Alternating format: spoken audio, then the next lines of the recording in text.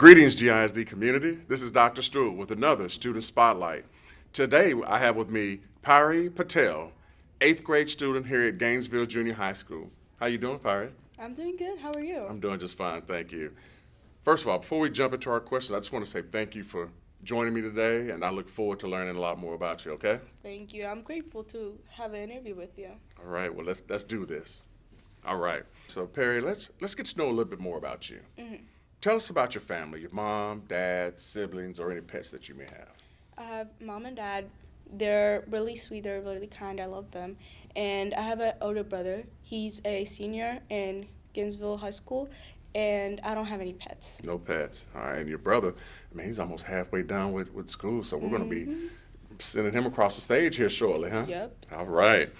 So how long have you been a student here at GISD? I would say about like 9-10 months. 9-10 months? How has that experience been for you? I love it. I love the staff. I love the students. I love how everybody's just so hospitable, and I love everything. It's just great. It's just great to be here. I also understand that you're fairly new to the United States. Yeah. Where did you move here from? I was born and raised in India, and then we went to Texas for a month, and then I went to Tennessee for about 5 months, and we stayed there, and now we're back in Texas, and I've been here for like around 9 months. Well, I can tell you, we're definitely glad and happy to have you here. Okay. Thank you. So, with all with that experience, you know, I've never lived in a foreign country, and I've lived in Texas for the most part all my life, for the most part.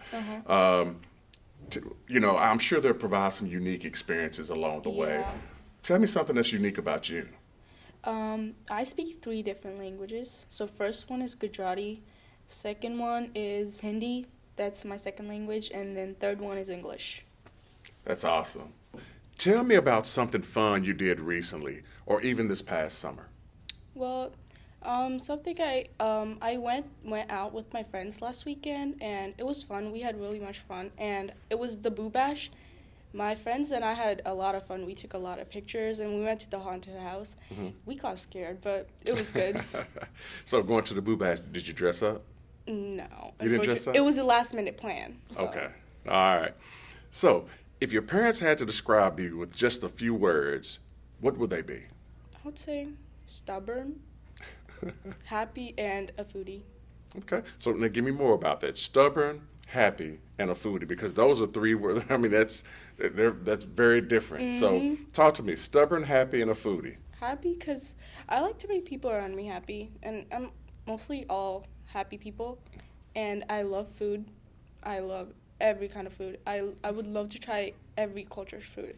And stubborn because I don't know, I just like being stubborn. And I'm just mostly stubborn about the things I want from my mom and dad. I got you. Now you said foodie, so having been here for about 9 to 10 months and whatnot. So what has been your favorite food thus far? What's your favorite food? Like a hamburger, but everything. It's good. I just love the food. It's fresh. It's healthy. A lot more. Okay. All right. So, what personal achievements are you most proud of? Being in this interview, of course, and mostly all A and B students. So, I'm a A and B honor roll. Well, awesome. That's what I'm talking about. All right. So, what are some of your interests and hobbies outside of school? I love baking, even though I'm not good at it, but I try. I like reading books, and I like hanging out. Like, I like going out. Well, very active young lady. And the baking piece, you just got to stay at it. Yep, I got to practice. Absolutely. You don't start off being Betty Crocker. You have to start somewhere and then continue to build upon your skills. Okay, so now let's shift gears a little bit. Let's talk a little bit about school. How does it feel to be here at the junior high for a second year? It feels great. I love it. Even though I missed my last year's teacher, they were really great, but I love my new teachers. Their teaching techniques is really good, and I love them. Okay. So, speaking of teachers, what is your favorite class or teacher here at Gainesville Junior High, and why? I have 2. One is Mr. Bentley. I have him for history first period, and I love him. I love the way he teaches because like we talk about other things too, and we just get to know him more, and I love the way he teaches. And second is Miss D Santiago. She teaches me math in sixth period, and I love how she teaches. She makes us do games, and she makes us learn about fun math problems. So I love her teaching way too. Okay. Well, and I'm glad to hear you say that, because one of the big things that I always talk about to my staff, whether it's the senior level leadership staff or our teaching staff, is I ask the question, what are we doing to make learning fun? You know, we got to get away from the days of just sitting up at the board and the kids sit back and the teacher sits there and just teaches nonstop. You have to find ways to engage the students, but most importantly, make it fun. And it sounds to me that Mr. Bentley and Mrs. DeSantiago have figured that out, and you're enjoying those classes. They're like our friends, but they're like our teachers, so we share everything with them. And they give us rewards, like maybe like a candy or two when we win, or like our team wins, so that's great. Okay. So what kind of leadership activities are you involved in this year, and why is this important to you? Leadership activities, I'm not, I don't have that much, but I'm an office aide, and I do all the work, and I think I love the staff for the reception and the office people, and I love them. They're very great, and I love to work with them. And you know, that's a huge responsibility for a young lady. You know, being able to handle some of the tasks that go along with being an office aide. So I say don't discredit that, because that's a huge responsibility. Okay.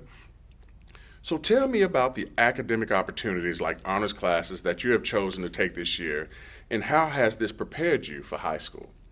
I have one honors class, and that's I have an ELA, and I think that class is really good. Like they're teaching us to write essays and stuff, and I think that's gonna help me to like fill out my college application and stuff. And I think my ELA teacher is really great, and I love her. Okay. And who is your ELA teacher? Miss Stoller, but she's not here right now, so we have Miss Mansker, but I love them both. Okay. So, you know, of course, we talk a lot about academics and, you know, the things that go along with school. So what extracurricular activities are you involved with, like band, choir, theater, etc.? I don't have band. I don't have choir. Well, I got talent search. Okay. And we had a field trip yesterday, but I wasn't able to make it. But I love Dr. Dearman. I love that she's encouraging me to, like, you know, get to know about my future and, like, finding careers and everything. And I love the field trip we had for NCTC. That's great because I got to see a lot of options that I have in my future, and I love that. If you could change any rule at school, which one would it be? Probably the time I come and go to the school, or probably my lunchtime, because we get 30 minutes. That's a lot, but like I would get a little bit more because I don't have some of my friends in my other classes. Or I would change the time I would leave. Like I would have it to be like 3:30 or 3. Okay. So, but other than that, I love everything. So get out of school earlier, or have a longer lunch. Okay. So now, Pari, let's talk about the future. I mean, because you're a young lady, you're in 8th grade right now, and I'm telling you, you're going to blink your eyes and you're going to be a senior in high school. Oh, yeah. And then at that point, it's then welcoming you to the real world. So it's imperative that you're planning, and I'm glad to hear you talk about you're dealing with Dr. Dearman, talent search, and helping you to really start focusing in on potential career opportunities for yourself. So what are you looking forward to most as you transition to high school next year? I'm looking forward to getting all honors classes and, working hard, getting all straight A's so I can get a high GPA and get in a good college. Okay. Do you have any careers that interest you at this point, and why? Maybe I would like to do doctor. I would like to be a doctor or a real estate agent. Those are the 2 things I have in mind.